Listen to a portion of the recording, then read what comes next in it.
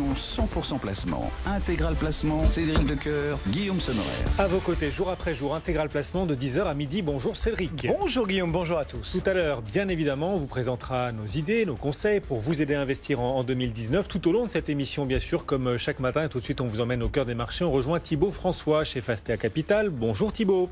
Bonjour messieurs. Début de semaine un peu poussif quand même Thibaut, moins 0,7% pour le CAC 40, on est à 4748 points avant une semaine, c'est vrai, qui s'annonce pleine d'obstacles.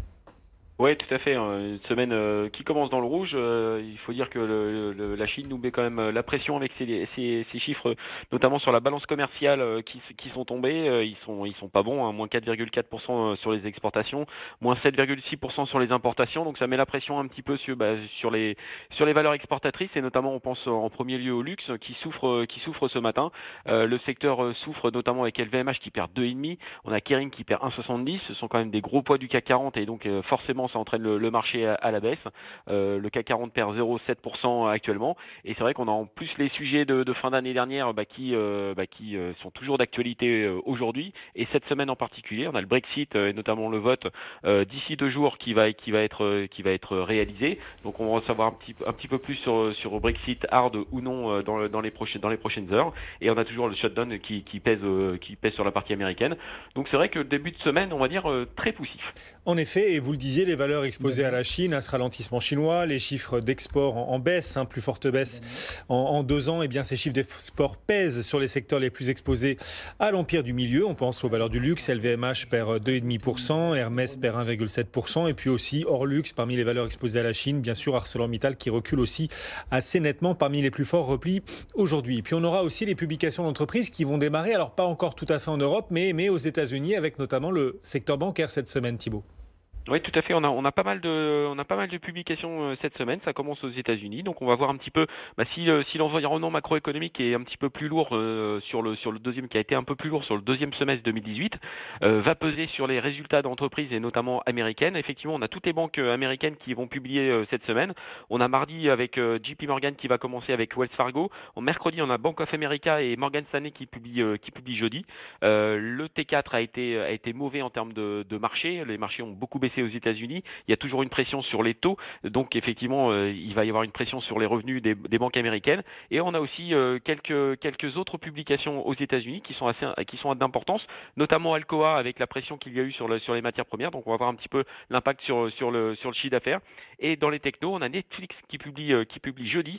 Pareil, l'idée c'est aussi de voir un petit peu comment ça se passe d'un point de vue techno aux États-Unis, sachant qu'ils ont énormément souffert sur le T4. Donc on espère un rebond sur les technos américaines pour jeudi. Voilà quelques-uns des enjeux pour cette semaine, bien évidemment, et voir si les profit warnings sont nombreux ou pas, avec Apple qui a, il y a quelques jours, annoncé ce profit warning qui pourrait être un avant-goût de ce qui nous attend pour les publications qui démarrent donc cette semaine aux États-Unis. Du côté des valeurs à Paris, vous retenez aujourd'hui quelques-unes, et notamment Dassault Aviation avec un contrat de 2 milliards d'euros pour Dassault Aviation. Oui, tout à fait. C'est une bonne nouvelle pour le groupe Dassault Aviation. Le titre réagit plutôt bien. On gagne 0,8% à contre-tendance à 1 218 euros. C'est une bonne nouvelle parce que c'est un contrat franco-français, une commande de Rafale pour 2 milliards d'euros. Donc ça donne un petit peu plus de visibilité sur le groupe. D'ailleurs, qui en avait déjà pas mal. Le carnet de commandes est plein.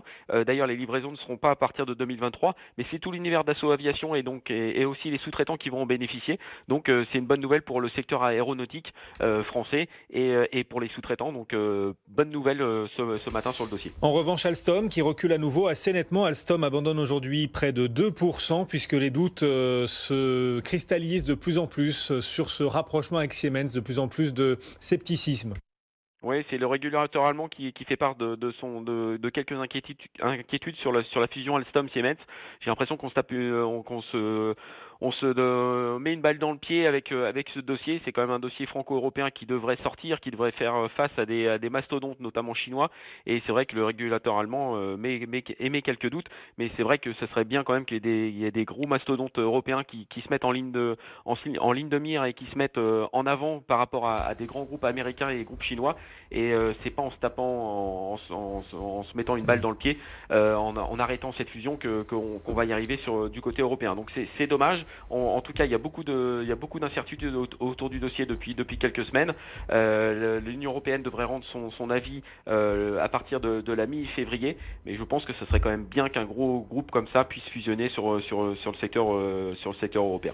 Bon, et l'Europe est-elle capable de laisser les géants se concentrer, se créer en tout cas en Europe? Ce rapprochement Siemens-Alstom qui pose de plus en plus de questions. Le régulateur allemand à son tour qui émet des doutes, vous le disiez. Ce titre Alstom perd 2%. Merci Thibaut de nous avoir accompagnés depuis Fastea. On vous retrouvera en cours de séance. Le CAC 40, Cédric, est toujours en repli de 0,7%. Dans le reste de l'actualité, Emmanuel Macron qui encadre donc le débat sur la fiscalité dans la lettre écrite pour préparer le grand